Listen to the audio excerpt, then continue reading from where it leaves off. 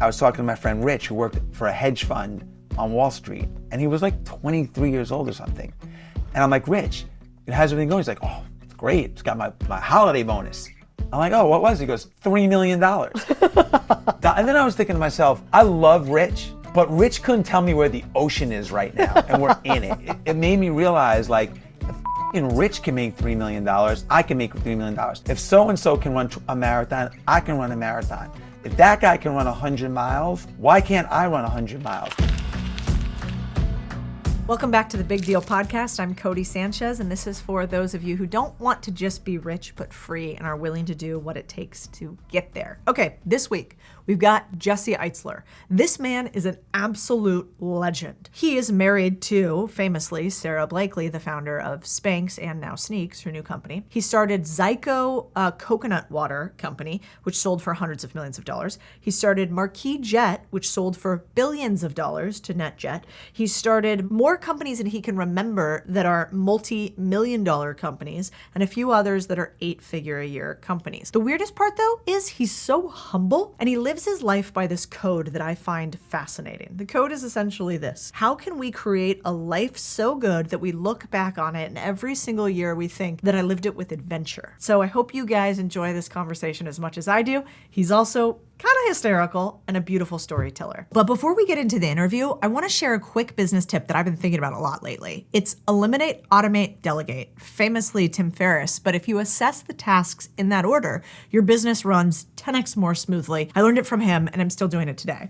I'm always looking for tools to help eliminate tasks, automate them, and then make the delegating them easier. So one of those tools is Riverside, the sponsor of today's podcast episode. Not only can it record 4K videos and audio remotely to ensure your podcast quality is top-notch, but it also drastically improved my team's editing speed with the text-based editor.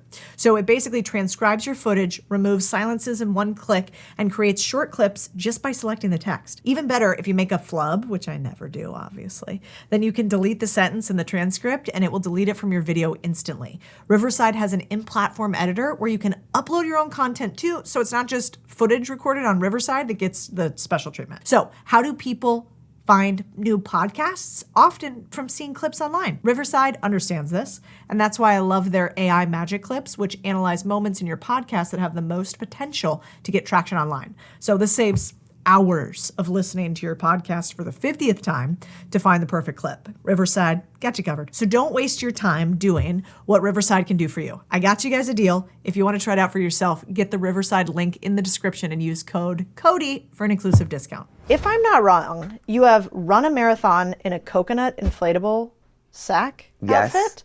You were a rapper, sang jingles, and also seem to have a penchant for like running up to famous people, getting them to do certain things. And I was just wondering, do you not care what other people think? You would be doing all the same stuff before, if the internet wasn't here. I didn't have a choice. Like when I was, making my way up in the business world, we had to do anything we could to get like attention without clicks. So it was just the marketing and the way we went about everything was totally different. So like, you mentioned running a marathon in a coconut. I was in a coconut package, like a bottle of our package, and I had 6 friends. We were 6-pack. And Gatorade had paid like $1 bazillion to be the title sponsor of the New York Marathon, and our company was doing like $1 million, like $2 million in sales. Like it was nothing in beverage. And we're like, we gotta, we ambushed the New York Marathon basically. We ran but you had to do those things back then to stand out. So yes. But are you ever freaked out when you do things like that? Or just go, fuck it, I'm here? Yeah. I mean, I think if you want to be part of being an entrepreneur is you have to get over the fear of being embarrassed. It's like the best gift you can give yourself in anything, entrepreneur or not. Once you get over the fear of being embarrassed, it's so liberating. And the only way to do that is to put yourself in situations that are embarrassing. What was like the first one that you did? That was like, do you remember like back in the day where you're like, oof? Yeah. What was it? I was 15 years old. I grew up in New York in the 80s when when breakdancing and hip hop was just coming on the scene. I was in New York. It was the heartbeat of everything. And I know I don't look like it, but I got into breakdancing. And I said to my friend who was like my partner in this, Myron, I'm like, man, let's go to Washington, D.C. There's no way the kids in D.C. are as good as us. Like, we're from New York, you know? So I convinced my sister, who just got her driver's license, to drive us down to Washington, D.C. from New York City. And we had this boom box. And the whole ride down, I was flipping out. I'm like, we're going to get out of our car and set up a boom box in a parking lot somewhere in Georgetown. Like, I was just nervous, you know? And what if we're not good? What if kids are better than us? What if, like, no one shows up? And all these thoughts that we all have about, like, centered around self-doubt. So anyway, so we get out there, we put the boom box down. He starts doing his thing, I start doing my thing. A crowd forms around us, and we take off our hat, we're collecting money. It's like working. And at the end of 3 hours, we had like $80, and I paid my sister for the gas, and we split like, you know, I think we split $80, like $40 to Myron, $40 in singles to me. I like stuffed my pocket, and I ran over to my, counted all the money. Then I counted all the money again, and then I gave him a bear hug, and I'm like, Myron, we're fucking rich. But it was the first time in my life that I was like, if I could get over that fear and get rewarded, then like, whoa, that, you know, like I just got paid, even though I was really scared. And it doesn't sound like a meaningful lesson, but it was for me at 14, because I was like, all right, butterflies are okay. That's did it ever not work out for you to do something really scary? A million times. I've been booed off stages. I mean, I had Codie. I had a record out, like, you know, right after college. I signed to a record label called Delicious Vinyl, and there was a magazine called Rap Pages, which was like a big hip hop magazine in the early 90s. I get off a plane, and I look to the left of me, and there's a magazine rack in the airport, and I'm like, I'm on the cover of Rap Pages. So I flipped out. I'm like, how can no one tell me that? Like, they didn't even call me and tell me. So I bought like the 13 magazine. I'm going to send it to everyone. I'm on the fucking cover of Rap Pages. And as I'm going to check out, I'm like, you know, I want to read the article. So I go to open it up, and it says, "Are white rappers ruining hip hop?" And I was the cover child of that. So I mean, like, I've had egg on my face, you know, and it was just. So Did you still buy them? What's that? Did you still buy the magazine? No, hell no. I was so mad at the writer. I was embarrassed. I thought everyone in the world was looking at me like, that's the kid that's ruining hip hop. That's the kid. But no one cared. I did a show. I had a song that I did for the Denver Broncos when I was writing sports songs, which is something that I did. They won the Super Bowl, so I performed it at the Super Bowl. There were 675,000 people there, and I forgot the words. Oh, no. So, I mean, but that's part of, you know, look, if you want to have an exceptional life, you got to put yourself in exceptional situations. And it doesn't always work out, you know, but you have to put yourself in those situations. You do that a lot. A lot. I still do it. Your life, well, one, it kind of makes sense because you have this big ass calendar that's huge that I used, which is, I think, when I first started going back and forth with you. Yeah. I was like, this is so weirdly cool. I put up this big, huge calendar, and I blocked off all of the days on it that I wanted to have my, you call it masogis. Yeah. And it totally changed our year. And we actually ended up doing a bunch of stuff. I work too much, so sometimes I just end up being in a spreadsheet all year. And then all of a sudden you're 85, and I'm not 85, I'm 38. I'm like, oh my God, what did I do this year? I just did business. Right. And so it seems like that's always been part of your life, inserting that. Is that true? Like, how do you live an exceptional life?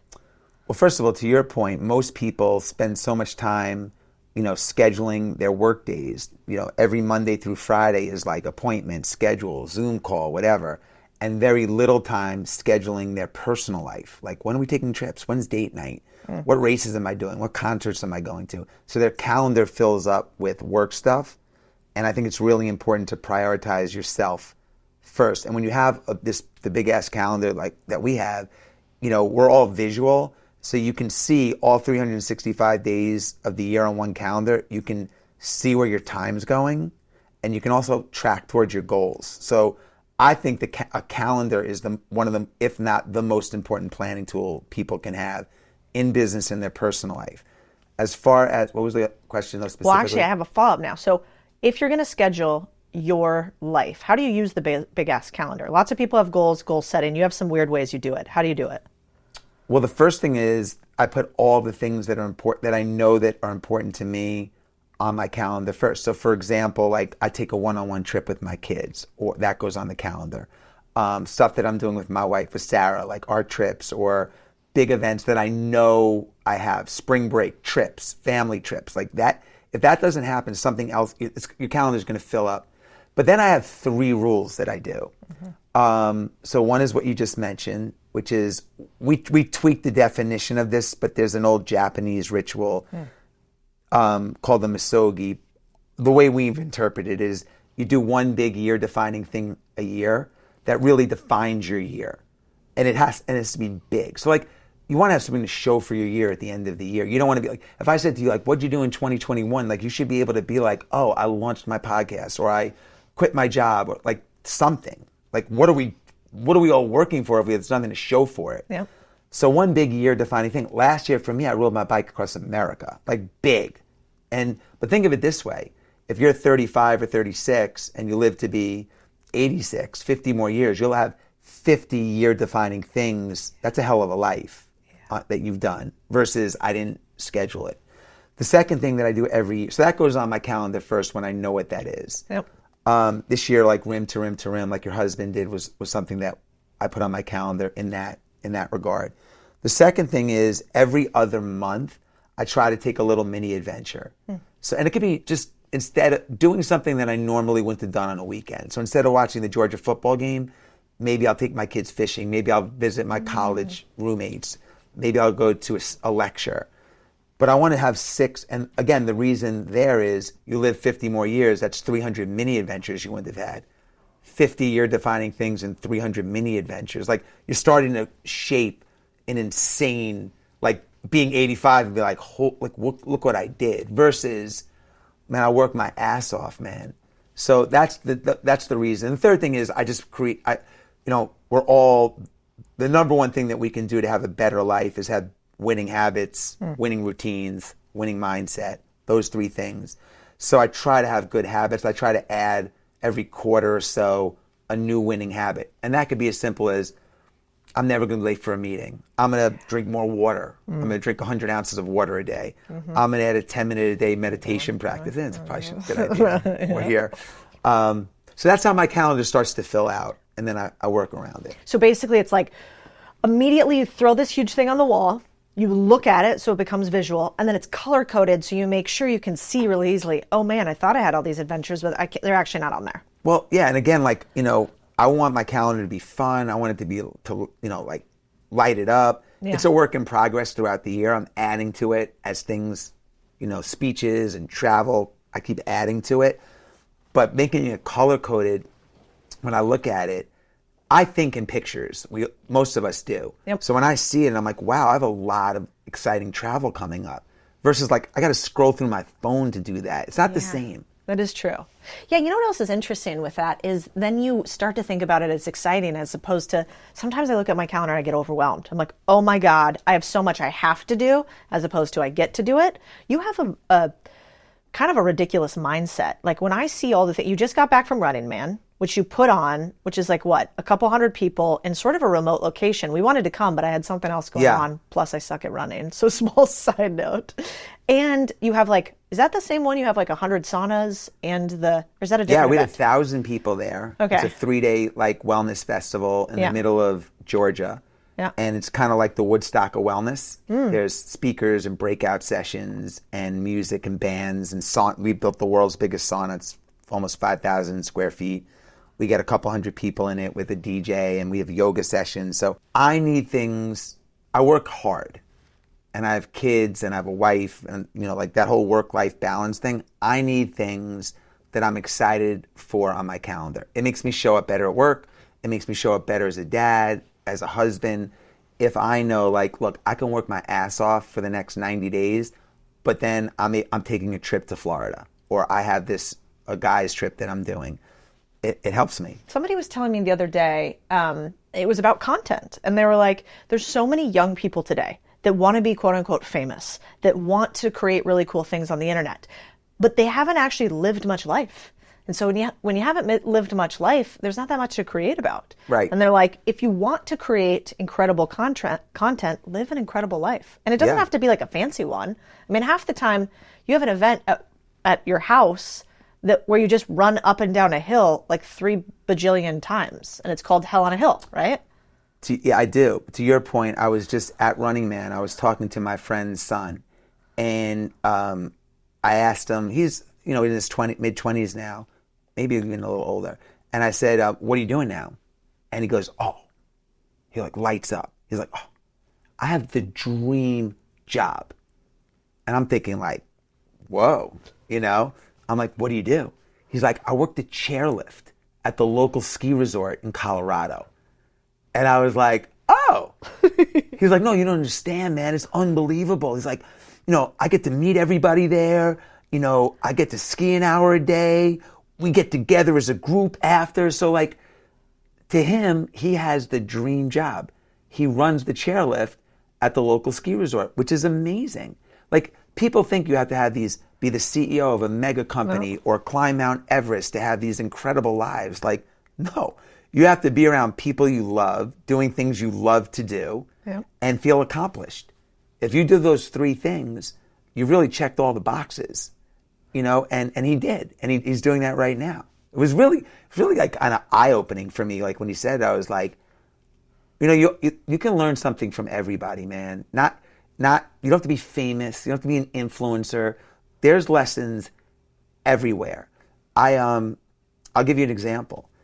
My dad died 2 years ago, and I woke up on the anniversary of his death, and I got a text from a girl, Maureen, who I'm friends with, but not like, we don't go to dinner. We're friends, but we're not like super close.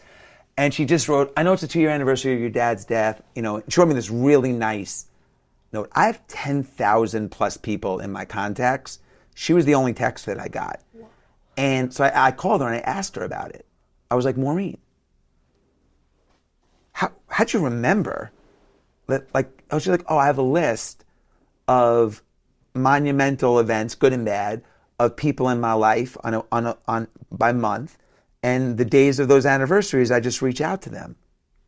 I'm like, that's brilliant, because I'll never forget that. So I call that Mo's rule, and I have rules that I've named after Maureen's not even on Instagram, I have rules that I've named after, people in my life that have like given me these lessons that now I'm doing that, and I have so many of those. Whoa. Well, and the other thing that's interesting about you is you're not like so many people who have a lot of money. There's not a lot of pretense there. You throw a ton of events, and it doesn't seem like the thing that really makes you happy has a lot of zeros associated with it. Maybe flying nicely one way or another? I mean, flying definitely is amazing, and that's a huge perk. I remember Warren Buffett saying that's like the one thing he'll never get rid of is his private jet. I mean, like, I still have very much so like an underdog mentality. I still feel like, I spent so many years sleeping on couches, so many years hustling, so many doors in my face, so much rejection, trying to make payroll, not being able to. I've been like, my whole 20s was like that. I spent 20 years in that environment, and it's never left me.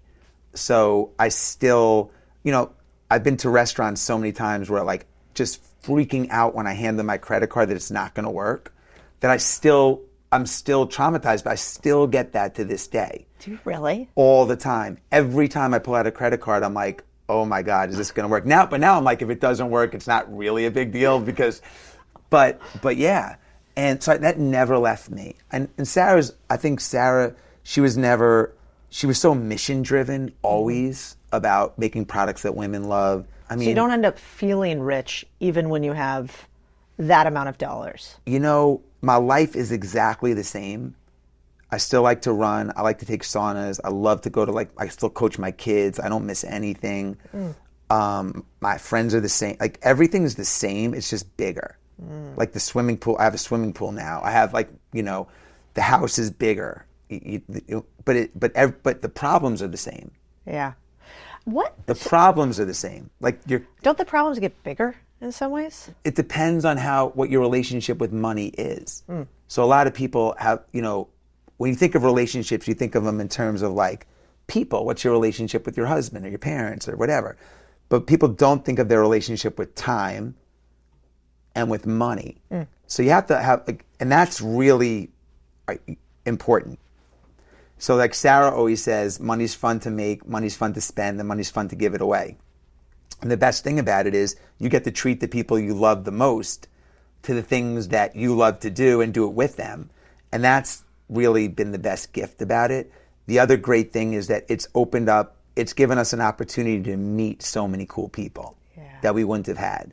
Yeah. And it makes everything easier. But kids still have glitches, still have social concerns, still have you still have to stay healthy. So yeah. But what's interesting about you is you have a lot of examples of you meeting famous people, celebrities, when you were young and didn't have much of anything. Right. So like for somebody who's young listening to this and thinking, it must be nice, they're at this level, he's done all this stuff. What would you tell somebody who's young and wants to work for, learn from a successful person? And maybe when did you do that? Well, now you can have virtual mentors. You can get mentored by anybody virtually just by watching them. But I was a big observer when I was sleeping on my friend's couch in Burbank, California. I slept on 18 different friends' couches that put me up. I wasn't like homeless, but I got out of college. My parents, I was on my own. And my friends were putting me up. I'm trying to figure it out for 2 years. I'm couch to couch to couch. I'm in Burbank. We go to the Beverly Hills Hotel for lunch. And I'm looking around, and there's the head of Warner Brothers, movie division, and the head of the biggest advertising agency, and this actor, and this athlete. And I'm like, you don't have to have a hotel room to go to lunch here? You could just get a salad and an iced tea for $18, and I could sit here for 3 hours, and that became my office. So I would leave the couch, put on a shirt like this, drive to the Beverly Hills Hotel, eat a salad a couple of days a week, almost every day, and I would observe. I would be like, how do people greet each other? I wasn't taking notes, but I was very observant. And I was also getting my face out there. I was, hey, I saw you here last week, but tell me, and I was just starting conversations. And it trained me to, because my dad owned the plumbing supply house. We didn't talk about money. We didn't talk about business. I had no training. I had to observe people that were, so that put me in the room. I was proximity. I was in the room. And then when we had Marquis Jet, which is my first second successful company, but the biggest, we flew 3,000 of the who's who of pop culture, entertainers, CEOs, whatever. I was 28, 29 years old when we started the company, and I was obsessed, Codie, with their habits. So I would ask them, and I became, I would go to the airport, greet them for a plane. It was my company. So I would ask them questions like, where do you love to where do you guys vacation? And if I was more comfortable and had a good enough relationship over time, what do you do with your money? What do you do when you get $8 million? No, seriously, what do you do with it? I had no clue. Yeah. So I would ask a lot of questions, and I got obsessed with their habits. What time do you guys, can I ask you a crazy question? What time do you guys get up? What time do you go to bed? What do you guys read newspapers? If you were me, what newspapers would you read? I was just asking questions, and then I would try some of the things they said. Some worked, some didn't. But it's interesting, in your 20s and 30s, for most people, you're going to make 5 to 10 times more money in your 40s and 50s than you will in your 20s and 30s, because you'll have more contacts. You'll be better at whatever it is you do. You'll be much better. You'll know what mistakes to avoid. And I think a lot of people now see people on the internet getting rich really quick. It takes time. First of all, I don't even know if they're getting rich. Yeah. They're showing that they're getting rich, or they're showing a picture in front of a plane, but who the hell knows what's going on? So that's another thing you have to be careful of. And that's, you can't, that's their story. Who knows if it's there's no one fact checking that. but in your 40s, you have all this, it's different. So, and it takes time. Like I was saying, when we had Zico coconut water, which we sold to Coke. And how big was that company? What we was like maybe close to 100 million when we sold it. Holy crap. And that's but your we got it up there. We ramped it quick. Biggest company after Marquis? Marquis Marquis we did like 5 billion in sales. That's so wild. Yeah. But like really small margins? What were margins on private jets, or was that pretty big? The way that we started the business is, so we had no aviation experience, very little business experience, and not a lot of money. Like I think we raised $4 million from friends and family, which to start a jet company, it doesn't make any sense. The way that we started out, we were NetJets was our parent company, was providing us with the airplanes, and they were carrying the paper, meaning we didn't have to like buy the planes or lease them. They were holding the paper on that stuff for us. So like when we had an order, we could pay them, and we were commissioning it we were commissioning, charging more for time on their plane. So you basically arbitraged the rate between what NetJets would charge a customer. We were drug dealers. We were buying a lot of time on the planes. Yeah. We were chopping up into smaller increments and charging more. Love that. And we were selling 25-hour increments in jet cards.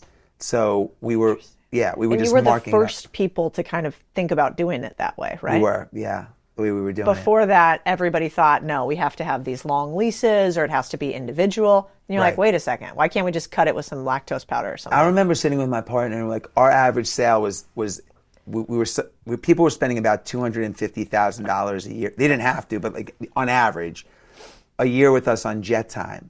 So we were just like, if we could get to 4,000 customers, we'll be doing $1 billion a year. And like we were just like, all right, how do we just like, it's like sitting there like, how do we get to 4,000 customers? Well, let's hire 100 sales reps that could find 40 people each. That was basically like how commission only? Yeah, commission. Yeah, you were basically like find a bunch of young hustlers. But they did it. Those 100 people were able to, we built up this customer list. So, but anyway, that was like, it feels like a lifetime ago. So I talk a lot about business buying, and I get a lot of questions about it. One of the most common questions is, where do you find a business to buy? The answer is sad, because the worst deals are oversaturated marketplace sites, but the best deals are off-market or curated. Either way, finding a business to buy basically sucks, and I think it should suck less. So that's why we've built something for you guys, BizScout, a business buying marketplace full of only the best deals for both on and off-market. And BizScout is just built different, okay? We've got verified buyers, so the best sellers are actually interested in selling. Scout sites, aka at a glance, what's the quick analysis of this deal? Off-market data, so you can get all the info you need to direct outreach efficiently. Embedded lending, so you can get your financing for the business right where you buy it. BizScout is going to change the face of Main Street buying and selling. Probably not immediately. We have a lot more work to do, but I want you guys to be part of it, to be part of the buyers and builders in this next round. So you guys are one of the first to hear. Go to bizscout.com and check it out. Was 50 Cent your intern? Yes. What is that story? So I was managing Run DMC. In the mid-90s, early 90s. And Jam Master Jay, the DJ for Run DMC, I remember who was killed. Yeah. He came in to my office and he's like, I'm working with this kid. He's a boxer. He wants to be a rapper. And he wants business experience. He goes, but he's really good at writing songs and stuff. I was writing songs for sports teams, like theme songs. He goes, he'll come in the studio with you and help you out and do some stuff. But in exchange, he wants to like, this is insane now that I'm thinking about it. Like, this is fucking insane. But he wants business experience. So Curtis came in and he worked with me for like a year and a half, and then he became 50 Cent. That is wild. Did you know that he was like really talented when you met him? Were you immediately like, oh yeah, he's got it? No. He was just like a normal intern. I'm like 23 years old. And this kid's coming in. I have no idea. I don't have a crystal ball. So you have to imagine, there's 1,000 people that are struggling artists or want to be artists, getting into rap. Everyone's trying to get a deal and this and that. And this kid comes in, he's got his boxing stuff, and I'm like thinking like, all right, cool. Like, it wasn't even on my radar, you know? Like, I'm like, just cool, come, yeah, you can. And then like looking back on it, he became like an international megastar. Here's the coolest thing. 8 years later, so he goes, there's no contact after, like, you know, he goes and becomes this huge star. We're going crazy in the office. Like, we're like, holy fuck. That's Kurt. Like, we're going nuts. And we're like, in a great way. Like, feel like, you know, like we're all celebrating. Yeah. But I have no contact with him. And then we start Marquis Jet. Every day I would get a list of who's flying on our planes. And I would like look like who are the guests, who's on each flight. You know, maybe someone I know, maybe someone interesting. I see that he's a guest on one of our planes. So I call the pilot and I was like, can you leave a note for 50? And said, 50, it's Jesse Itzler from Alphabet City. That was the name of our company that he worked at. You're never going to believe this, but I own the company that you're flying on right now. And then the next day, he wrote into all of his contracts, he would only fly with Marquis Jet.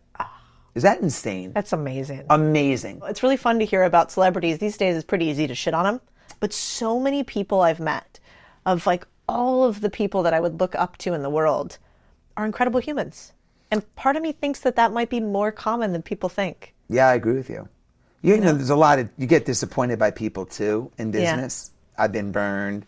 I've been disappointed. I've been surprised. I've been stabbed. But in general, I agree with you. People in general want to help people and are good. Yeah.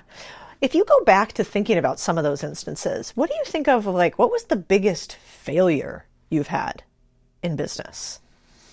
I had a company called Sheets. They were these like oral dissolvable, so like a Listerine strip that you put on your tongue, but they were infused with caffeine.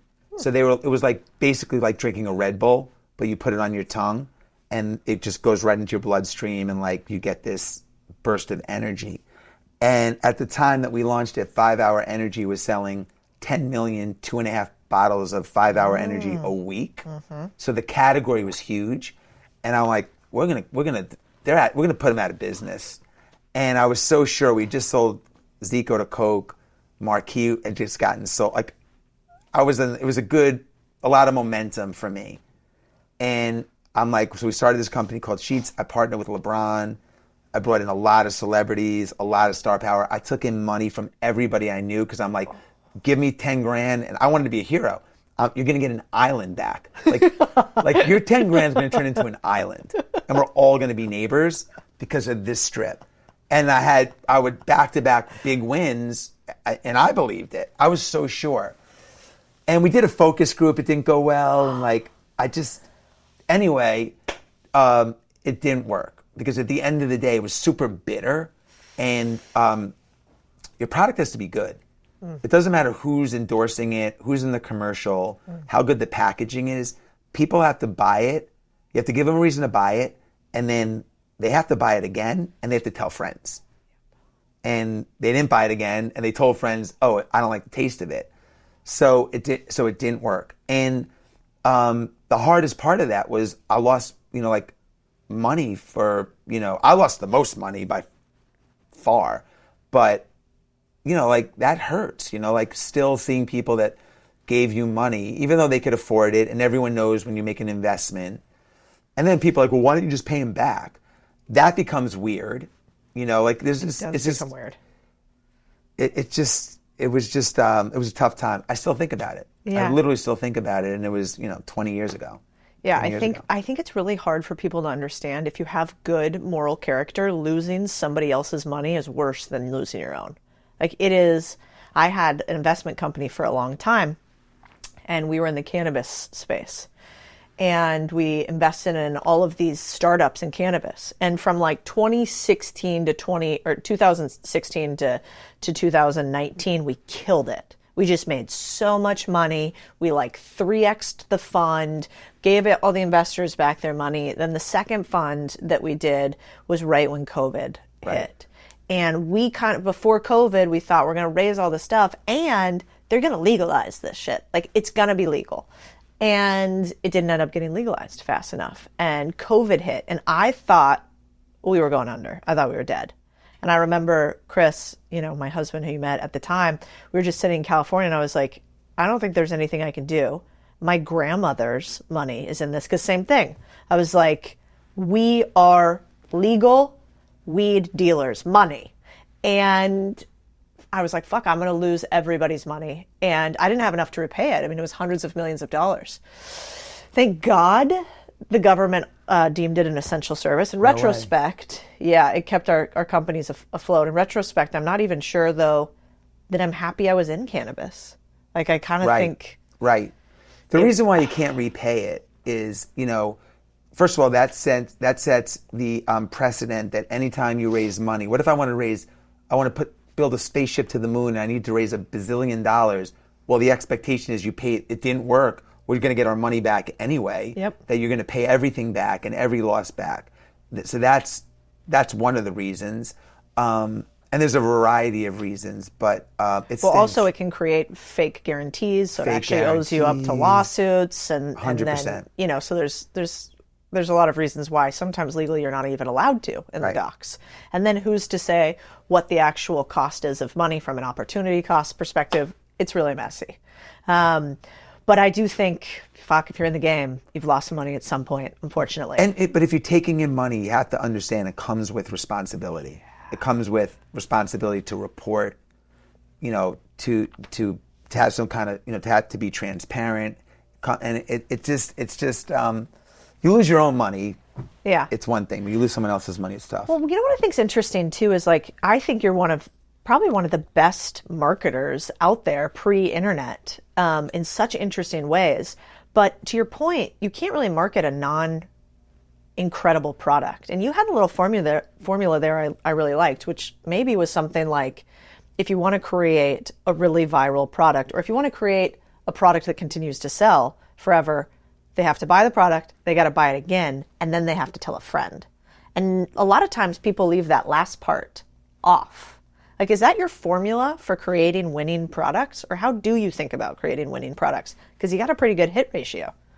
Yeah, I mean, I think things getting shared friend to friend is really important still, even with the internet. Oh, yeah. Spanx exploded friend to friend, girlfriend to girlfriend. I think that's a really important element. PR is a really good way to get to reach a lot of people and get validated and back. I'm talking about like when we were starting out, when there was no internet. If you could get an article, something placed about your company, that was a great bang for the buck. Now you can do it, by viral posts that are free, but without the internet, that was a good resource. Yeah. But yeah, I think people talking about it is really important. How many $1 million businesses have you started that have hit 7 figures? Do you know? Like top line? Yeah. Oh, a lot. What do you think's a lot? I've never thought about. I don't know. What about 8 figures? How much is 8 figures? That would be like 10 million or more. Oh, handful. Yeah. And then 2 that were 9-figure like north companies. of 100? Yeah. Yeah. That's wild. It's probably pretty rare air, right? I've also had 20 companies that didn't work. Interesting. So it's I had a lot of balls in the air. But I've been doing it for 30 years. Yeah. But I'm tired now. Are you? Yeah. I don't believe you're tired. You were just at a 3-day Running Man event you put on with the world's biggest sauna. That's true. I'm tired, but like the energy to start a company. Brand new. Like the energy, like, what it takes to start a company, like the amount of your soul that you have to pour into it and the amount of caring at this point in my life would take away what I could give to my kids. Like I don't have that much caring in me, like it's capped. And when I was single and young and in my 20s and 30s and even like young kids in my 40s, it was different. But in your 50s, when you're 56, man, you look at time differently because you're like, shit, in 14 years, I'm 70. That's fucking nuts. That's freaking crazy. Me out. So then I'm like, all right, if I have 14 years to be 70, yeah. Do I want to start another company for what? To have like a bigger plate of brown rice? Like what? For what? Or do I want to like take those 14 years and load them up with adventures with my friends and the people, like my kids, and have like an epic, decade and a half because I was just water skiing with my kids this summer, and like there were no 70-year-olds water skiing on the lake. That's true. There were no 70-year-olds at Running Man. There were no 70-year-olds. It's like as you get harder, like as you get older, your window to do things Closes. It starts to close. Although, did you see Larry Ellison lately? 81. Have you seen this guy? Larry Ellison's on a whole nother level. He looks incredible. Yeah, but He there's looks 8 younger billion than people in us. the world. There's 8 billion people in the world. There's one Larry Ellison. We're not going to be him. We might, but I mean, for the masses, it's hard. It's a good way to think about it. So what do you think it takes to actually start a really successful business? One is enthusiasm. I think you have to have a lot of enthusiasm around not just the product that you're selling, but also like the process of being an entrepreneur. Like it's that means a sacrifice. When you're friends at the bar for happy hour, you might have to go back to the office to do something like that. You have to be willing to do all that.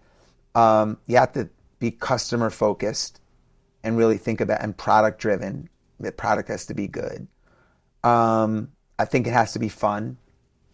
You want to make money, you want to have fun, and you want to have fun making money. And you have to be different. Sarah always says entrepreneurs do one of two things. Either they create something brand new or they make something that exists better. Yeah. So what are you doing? Are you making something brand new, or are you taking something that's out there and just making it better? And I think it has to be authentic to you. I think how you stand out, all categories are so crowded right now. There's so many because it's so the barrier to entry is so low right now. Yeah. So you have to stand out. I read a fascinating statistic the other day that only 3% of Americans own a business, that of the 3% that own a business, only 10% will ever hit $1 million, that of those that hit 10 million, that's 0.4%. So 0.4% of the 3% ever get to 8 figures. And I thought that was Hold on, I fascinating. gotta put that on yeah. You need your big ass calendar, but whiteboard edition. I need the big ass calculator for that one. Yeah, me so too. what's the net? The net is? The net is that most people underestimate how hard it is. That not and how do you define hard? Because words mean things, and often we don't define things very well. So it's not just grit; it's actually just mathematically difficult. And so, but think about this. My math might be wrong on this because I haven't been getting a lot of sleep. I think there's 18 million millionaires. That sounds right. In this country. That sounds right. So if you take, there's every year 4 million people born. So there's 80 million people under 20 years old. So that means that there's about 1 in 11 people are a millionaire that are like over 20. Yeah, I'm close. The math is something like that. Okay. Check us on the internet. YouTube will tell us. Something like that. But here's my point. If like 1 in 11 or something like that, people over 25 or 25 to 7, whatever, are millionaires. Yeah. And you lined up, 11 people in the room or 20 people, whatever the exact number is. I want to get the math right on it. That's like, doesn't make it sound like it's so hard. Yeah. Do you know what I mean? Like 1,000%. I would think like, oh, 1 in 1,000 people are millionaires. But it sounds like 1 in 18 or so, like 1 in 11 or 1 in 18, something like it's low. Yeah. As adults become millionaires. So it's like, I remember, by the way, I might get canceled. That math might be way off. No, but I remember the statistic. The bottom line is, what I'm trying to say is, it's not like a needle in a haystack. No. It's like to become a millionaire in this country, there's a path. I remember when I was 22 years old, Codie, I was playing basketball with a bunch of guys in New York City. And I met my first millionaire. Now, there were millionaires in my town, probably, but like I didn't know that I was a kid. But like the first person that I knew, like my age, like someone was a millionaire, and I couldn't believe it because I was making like 12 grand, like Totally. I'm like, I couldn't believe it. And then like 3 months later, I went away for Thanksgiving with 4 guys. We went to Jamaica. And I was talking to my friend Rich, who worked for a hedge fund on Wall Street. And he was like 23 years old or something. And I'm like, Rich, how's everything going? He's like, oh, it's great. It's got my holiday bonus. I'm like, oh, what was it? He goes, $3 million. I was like, you made $3 million? And then I was thinking to myself, I love Rich, but Rich couldn't tell me where the ocean is right now, and we're in it. Like, he made $3 million. Yeah. I'm going to make $3 million. Like, it made me realize, like, if fucking Rich can make $3 million, I can make $3 million. If so-and-so can run a marathon, I can run a marathon. If that guy can run 100 miles, why can't I run 100 miles? Like, once you see it, you know, we put so many limitations on ourselves. I think you're right. Well, and on top of that, I mean, I bet most of those millionaires made their millions working with or for somebody else. I think also I'm a big proponent for you should always try to get some equity, try to get ownership in things. I love people buying small businesses. That's sort of my shtick because that's how I've made my money. So you always have like a bias. I'm like, I did it that way. Anybody could do it that way. But another thing that I try to give a lot of credence to is like, I bet you have minted so many millionaires. Not you, they did it for themselves too, but through creating these big, huge companies. I have, but more importantly, I've had an army of people that worked for me as interns, as employees that have gone on to do insane things. That's interesting. You want the list? Yeah. So Kenny Austin, who worked with me, was one of my partners, but like at Marquis Jet, went on to create Tequila Avion. That sold. He created Proper 12 with Conor McGregor. That sold for over, for hundreds and hundreds of millions of dollars. That was like $600 He million. created and partnered with The Rock on The Rock's tequila. It's worth north of $1 billion. I mean, just Jennifer Lopez, it's just hit after hit. Adam Tishman, who was my intern, created Helix, this mattresses. Oh, yeah. Sold for hundreds of millions of dollars. Farrah Leff, who was my intern, she now runs Clutch, one of the biggest sports agencies, if not the biggest in the world. LeBron, and probably one of the most powerful women in sports. So, 50. Why do you think that is? Why? Because people are observant. Coaches are important. I still have coaches. I have a swim coach. You had a I Navy had SEAL a memory live with coach. you. Because I wanted to get better at memorizing names. I wasn't great when I met people at remembering their names. So I brought a coach in to help me with that. I've had sales coaches. I've had coaches in so many areas of my life because I'm not great at everything. I want to go to people that are amazing at what they do. I live with Goggins. I lived on a monastery to get better at my spirituality. Like, investing in yourself to get better is so important. And so I think that, for if you're working at an organization, 2 things. One, I think you should make yourself irreplaceable. That's really important. Then you have the leverage. Like, you can't even fire me. I know everybody, every customer. I'm unfireable. Now you have some leverage, which I think is really important. And you should learn, network, and sponge as much, absorb, especially when you're young, as much as you can. Do everything. Learn everything. Gandhi said it best. He said, learn like you'll live forever, live like you'll die tomorrow. Oof. So you want to learn and keep getting better, in as many things as you can. Do you have a particular way that you lead people? What do you think it is? Is it either you select these people who are going to be high performers, and so you have a selection bias? Or do you have a particular leadership style that you think enables other people to become something bigger? I think that you have to put confidence in people. There are so many better. I honestly, Codie, I'm like back of the pack entrepreneur. I really am. There's so many amazing entrepreneurs. Like, I don't even put myself. That's not my strong suit. It's not. Interesting. It's not. I've had wins. I've had great partners. I've had good ideas. Right time, right place. Like, a lot of things happened, but there's so many. I still go to so many entrepreneurs for advice, but I am good at giving people confidence and belief. And that's really important, because if you have to believe in the end of your story. Like, if you're single, you have to believe he or she's out there. If you're going for a job interview, you have to believe, like, I'm the one that's going to get this job. If you're applying to a college, you have to believe like, oh, the acceptance rate is 1 in 80. I'm that one. I'm that one. You have to have like insane conviction. And I'm really good at breathing conviction into people. Oh, that's so good. Do you breathe it into yourself? And if so, how?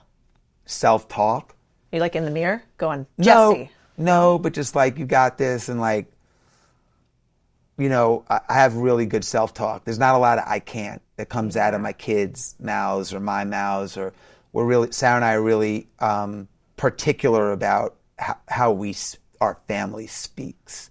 What would that look like? Like, so if you're trying to raise children who believe in themselves like that, what does that look like? What are examples? Well, first of all, we praise the effort, not the result. You want to praise the effort to get your kids to you know, want to put max effort in. Let them experience disappointment, and then, you know, correct them. Oh, Dad, I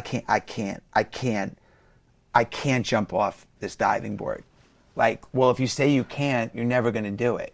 So you have to reframe it, you know, tweak it. But it's true of everything. You know, that the words that you speak are really important. Yeah, my husband always says words mean things, and he means that when we talk about stuff between each other. Like, it's really important that we both think about what we say, and then we understand what the word means to each other, because oftentimes you don't even realize that.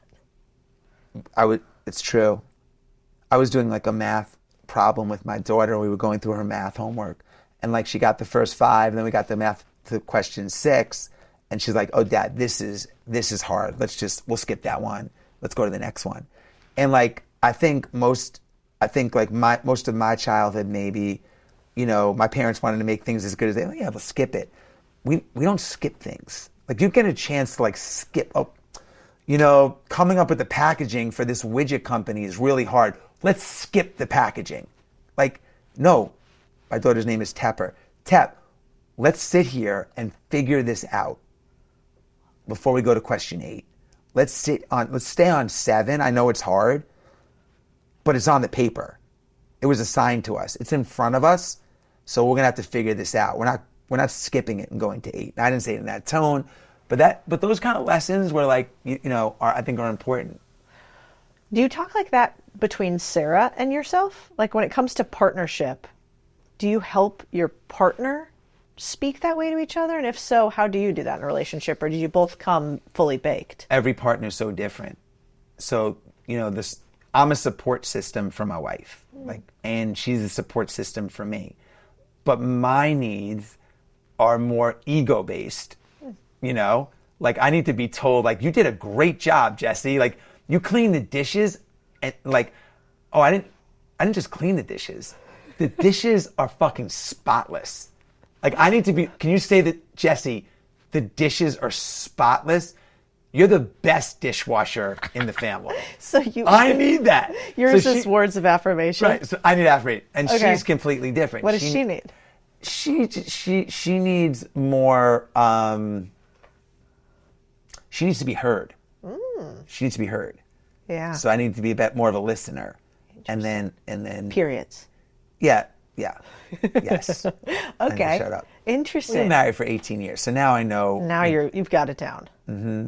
Interesting. So what was it like in the beginning? Like, I know every relationship. Yesterday. Yeah. We were in the steam. I went in the steam room with my friends, and then Sarah went in there, and she couldn't figure out how to shut the steam off. Uh-huh. So she left the door open, and all the steam flew. It was all over the house. Like, it was like and our steam room was like, it's like massively powerful. It's like, whoosh, it's blowing steam. I'm like upstairs. I was like, fuck is steaming in here? So I go down through the steam, and Sarah's in there like la-di-da. I'm like, sweetie, shut the door.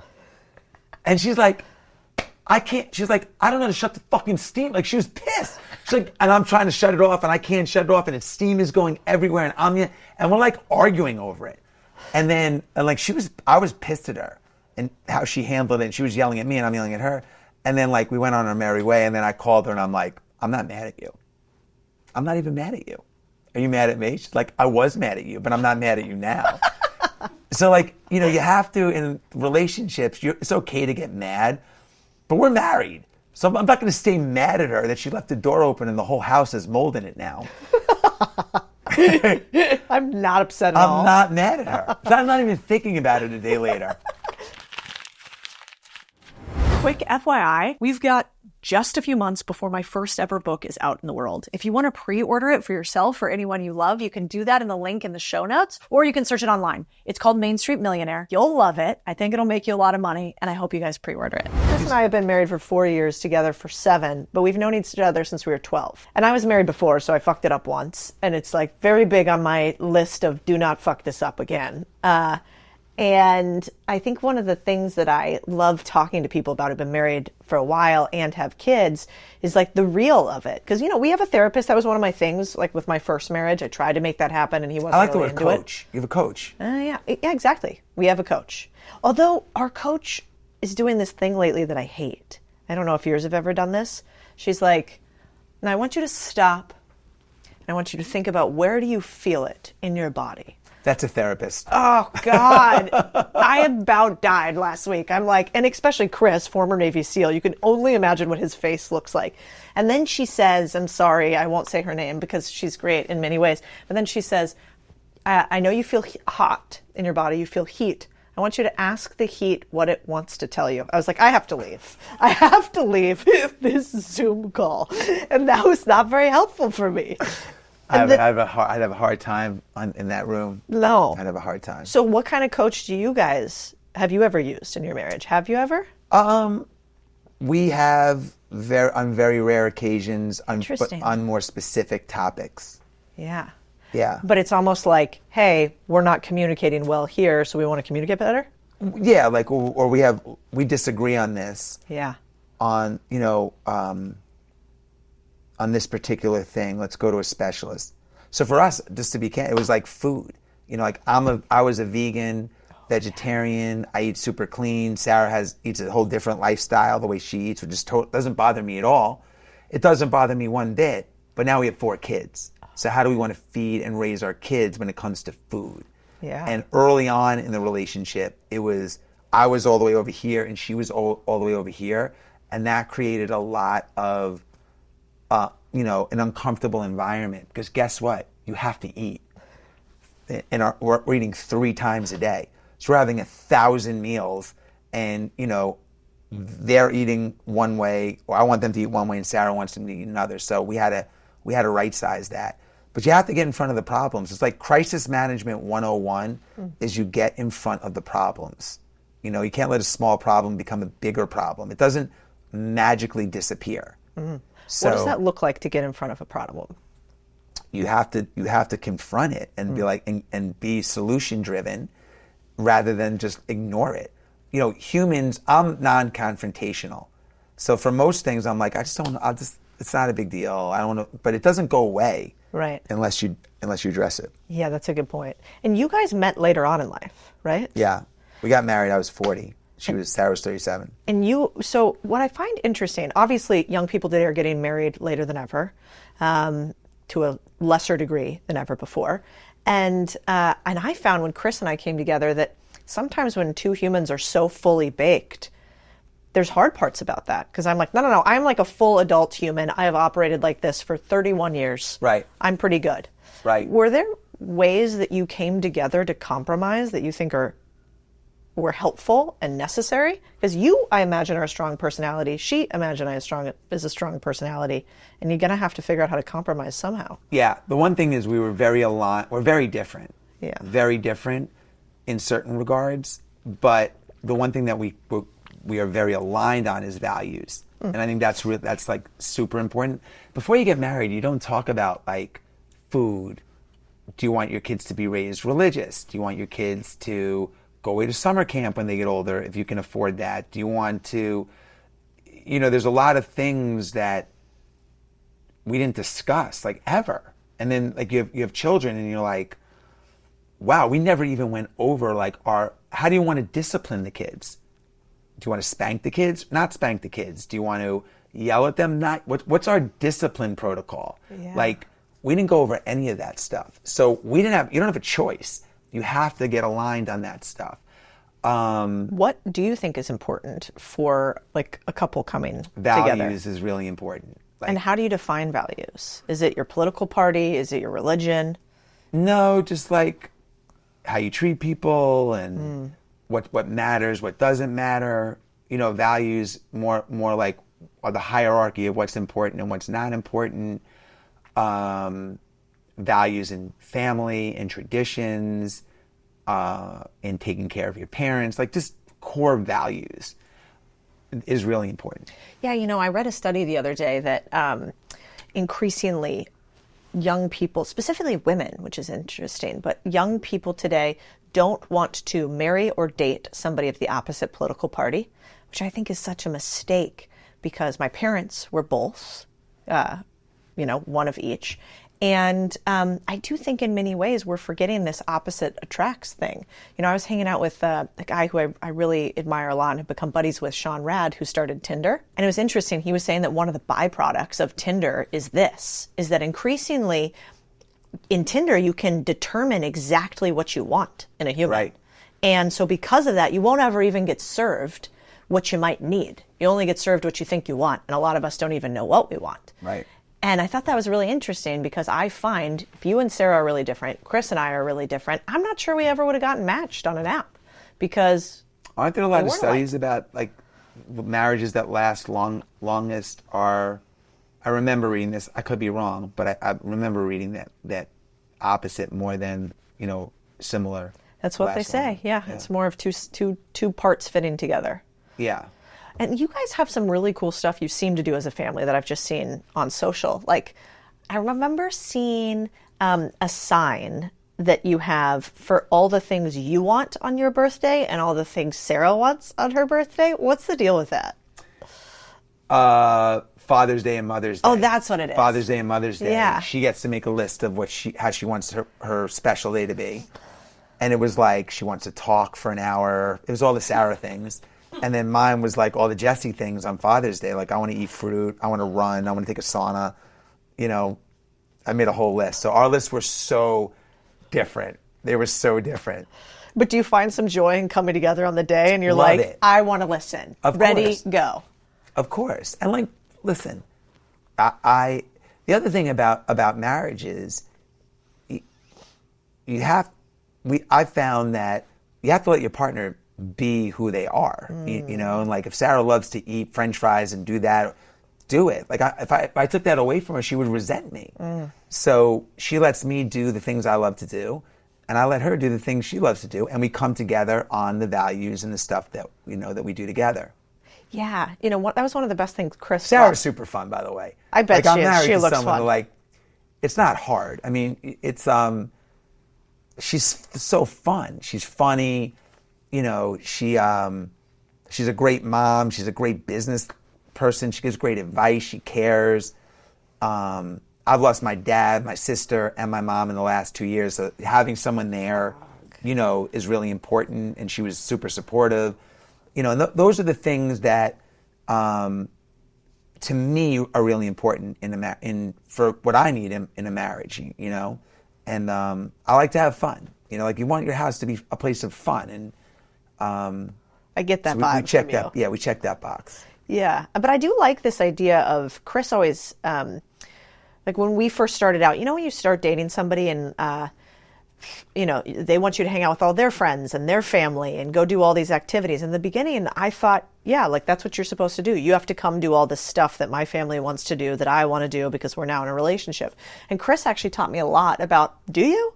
Like, what is need? Like, what is that word? Mm-hmm. And at first it bothered me. I was like, I want them all to like you and I want them to do whatever. And he's like, do I? I don't care. So like, do you care? Because then maybe we could do something. I think every marriage, listen, I'm not a marriage expert at all. I've only been married once. Next book. I don't even know if I'm good at it. I really don't even know if I'm good at it. You have to interview Sarah. I don't even know. I'm doing the best that I can do, but I don't even know how good I am. I'm probably like just 8. But every marriage is different. Couples have different needs, circumstances are different. I don't think it's like a one size fits all at all. You do what works for you, and for your family and for your family unit, and that's based on years of family traditions. It's based on the personalities that are married. And don't worry about what everybody else is doing. Like, what works for you guys? Do you like watching Netflix every night? And that's fine. You have to do what works for the unit. Yeah, I agree. I think sometimes, though, it's hard when you haven't had a role model. Like, your kids, I think, will probably be quite lucky to see the two of you and how you are in a marriage together and get to take what they like and what they don't. And I think Chris's dad always said it best, or Chris always says it best to his mom and dad. He says, thanks for fucking me up enough to be a Navy SEAL, but not to be a stripper. And that's good. I kind of like that, because we're all going to do that to our kids, Yeah. and they're going to resent something, I'm sure. But I do think it's nice that you guys share some of this stuff, because when I was a kid, like, this is the class I wish we would have had. It's my most precious thing is being married to Chris. Like, I feel very lucky about that.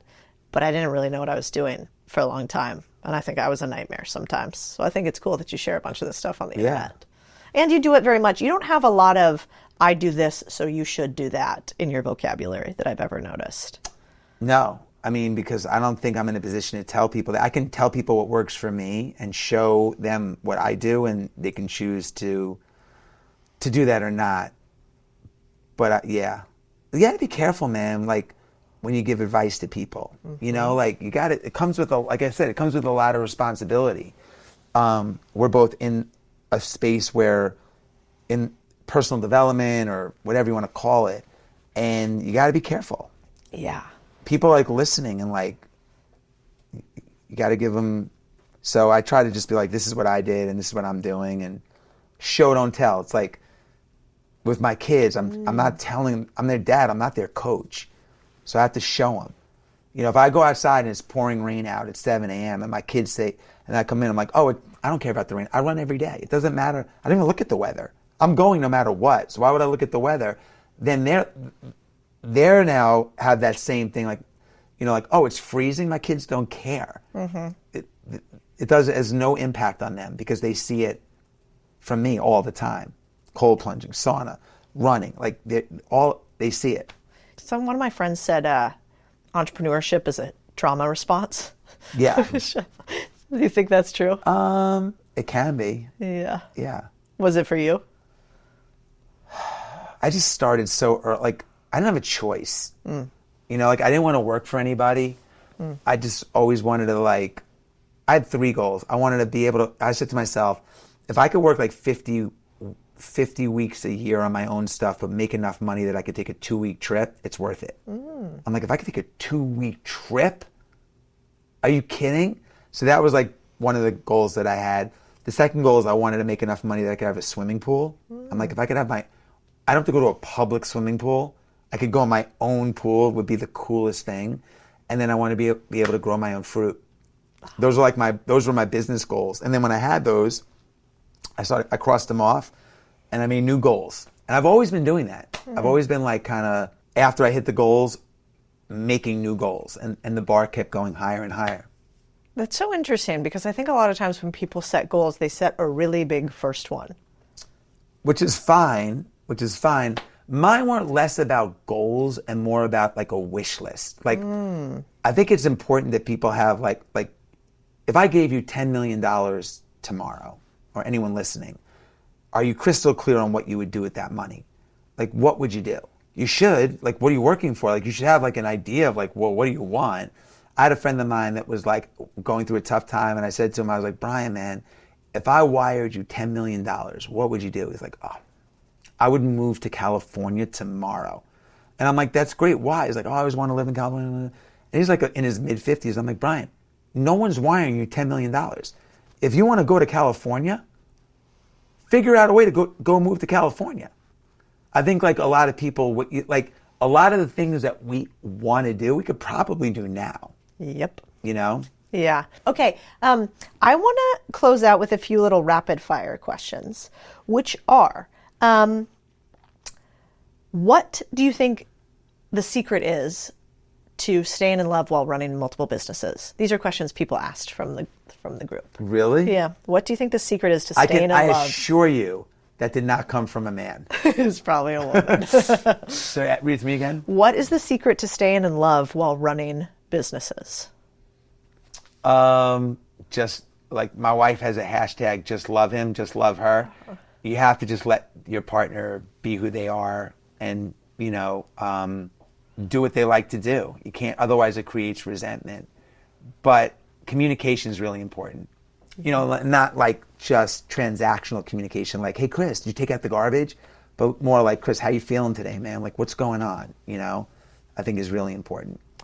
What have you spent the most money on ever that made you the happiest?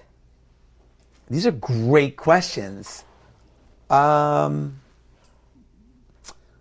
just bought a farm, but up until that point, and that made me really happy because that, as the goals got bigger, the wish list, that was on my wish list. And I bought an RV. Those two things made me insanely happy because they're like great memory makers for my family. But up until then, I really didn't spend money on anything.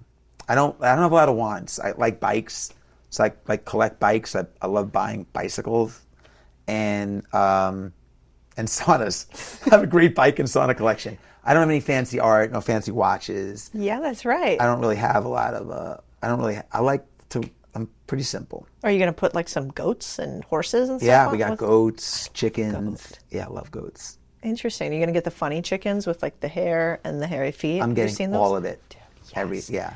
A good friend of mine, Tim Kennedy, is like the hardest man ever. Do you know Tim? I think I do. Yeah, he's incredible. He's a current, God, I always mess this up, either an Army Ranger or a Green Beret, but he wrote the book, Scars and Stripes. Okay. Anyway, he's based here. He's an incredible human. But he's like obsessed with chickens. He's like the most murdery man that is obsessed with protecting his little flock. Stop it. Yeah, it's the cutest thing ever. I love that. Yeah, so he sends me chicken videos all the time. Incredible thing. Okay, this one was interesting. How do you give a speech to get a standing ovation based on our conversation before? I think it's really important. The way I approach it is I want to make people laugh. I want to leave people inspired and give them actionable takeaways to make something better. And I want to make them cry. When I say that, I mean like I want to make them emotional is a better way to say it than make them cry. I'm not trying to make people cry. It's not, that came out the wrong way. Emotional. Like there has to be an emotional, a good speech is a big emotional closing and gives people actionable takeaways and entertains them. Those are the three things that I think are the most important things. Yeah. You want to entertain, inspire, give them takeaways, and have a big emotional close. Do you have a good joke in it? Humor is really important too, but I tell a lot of stories and just that are funny. Yeah, stories are usually funny. Yeah, and you have a DJ that's with you on stage. When I write a speech, I want to make sure that there's enough humor throughout it because humor and stories are going to keep the audience engaged. Yeah, I also read a study, they make you remember things better, like 30% better 100%. Recollection. But Codie, the most important thing is to tell stories in a speech that only you can tell. Yeah. So if I say, hey, you have to get comfortable being uncomfortable. 1 million people can say that. But if I say, I rode my bike across the United States of America, and let me tell you what I learned about being uncomfortable from it. Like, it's unique to me. It's a story that only I can tell. And that is really important in giving talks. Yeah, you seem like a story collector. Yeah, I am. And your life is kind of a version of that. This one was interesting. Have you ever done Brazilian Jiu-Jitsu? I love to. I haven't. I took Krav Maga, but I never did Brazilian Jiu-Jitsu. So Krav Maga is like the Israeli martial art? Self-defense. It's like because you can learn. What's good about Krav Maga is you can learn the basics and the foundations in like 30 hours. Whoa. As opposed to, but yeah, I would love to do that. I haven't done it yet. We have a big audience of people that are obsessed with BJJ, and they ask this question a lot, which I think is funny. And then I think the last one is, if you were chatting with somebody who is young Jesse today, world's a lot different, but what would you leave them with? God, Codie, Jesus, these are really good questions. And the way you said it, what would you leave them with? Like you said it Don't fuck it up, is what I'm saying exactly. Here. You get one shot. I just think, this is an obvious answer, but we have one life. For me, I don't want to be 85, 90 years old and look back on my journey and be like, I was the 80% version of myself. You know, like no one wants to be the 80% version of themselves. So I think it's really important to live a life that prevents that, you know, that you're excited about, you're writing, you know, you're the author of your story, and that you're writing a really good story that you're proud of. I'll leave you with this story. So my parents passed away. When your parents pass away, my parents lived in a house. My brother and my sister and I decided to sell my parents' house. Like, we weren't going to keep it. So what happens is someone comes in, like, we sell the house, but now we have to get rid of all the 90 years of possessions that are in the house, the silverware, the mirror that's on the wall. You know, everything has to go so that the new owner comes into a house with nothing in it. So the estate people come and they start, you know, pricing out the couch. We'll give you this for the couch. We'll put this in an auction. We'll give this. We'll donate this. They go through everything. And then the guy comes and he goes through the pictures and we'll give you $500 for this. This goes here. We'll sell this. And then the book guy comes. And we have, like, my mom had like 1,000, like, so many books. And he's going through the book one by one, writing how much they're worth and what they're going to do with the books. And then a couple of hours in, he hands my brother a book. And he says, you need to see this. So my brother opens it up. It's not a book. It's a hollow carved out book with a safe in it, like out of a Mission Impossible James Bond movie. So he opens it up. It's hollow. There's some old credit cards from 20 or 30 years ago that expired. And there's a note. And the note says, if anything happens to me, here's a combination to the safe.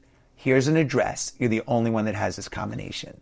So my brother calls me up. He's like, we have a situation. Like, he's like, maybe mom left us Apple stock. I don't know what, like at $2. Like, and then I said, what's the address on the note? So he gives me the address. I'm like, that's my house in Connecticut. I wrote that note to mom 25 years ago when I bought this house and I had some valuable stuff in the safe in case something happened to me. So that week happened to be Labor Day weekend.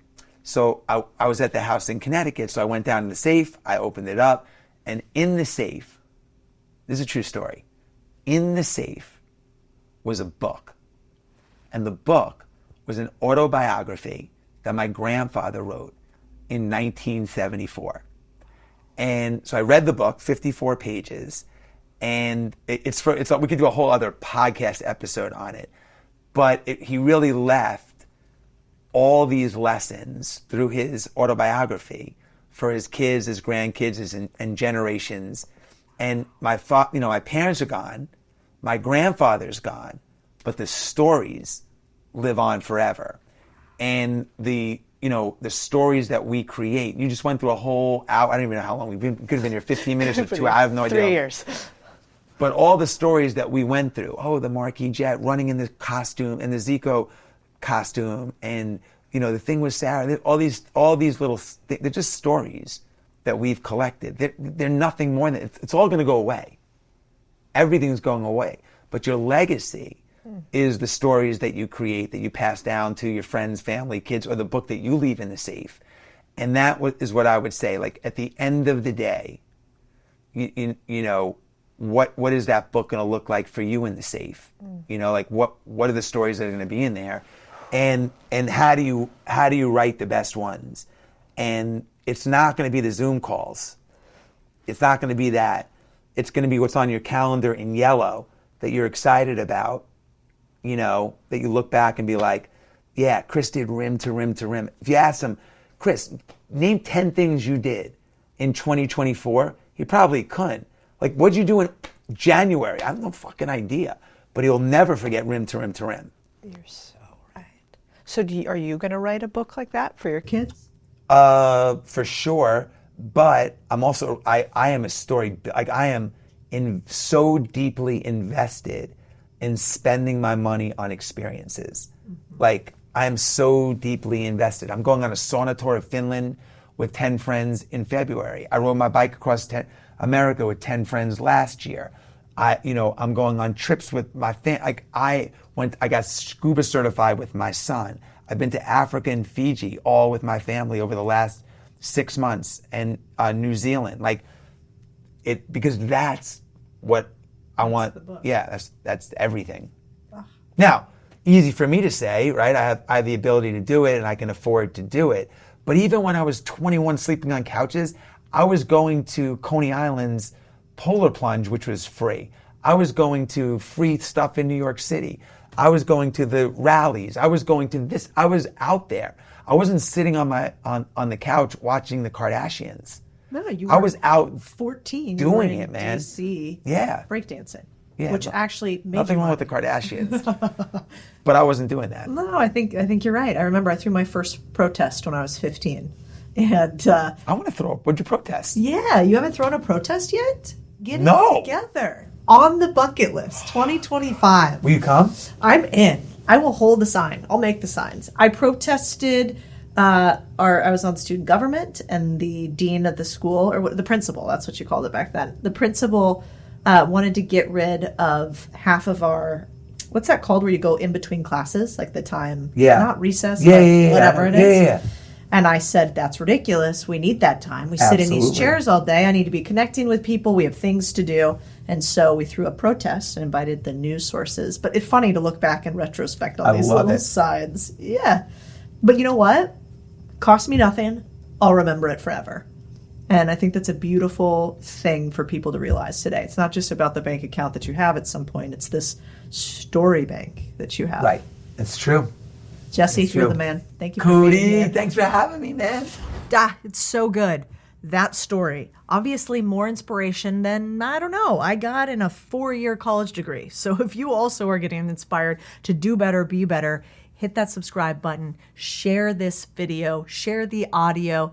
Let's get more people into this wild world where we actually believe you can do things as opposed to have to be told what to do every second of every day. I hope you guys liked this podcast. Let me know in the comments. On YouTube, we read every single one. I read every review you guys leave. So please comment or leave a review so I can hear what you liked about this podcast or not, and we keep making it better for you.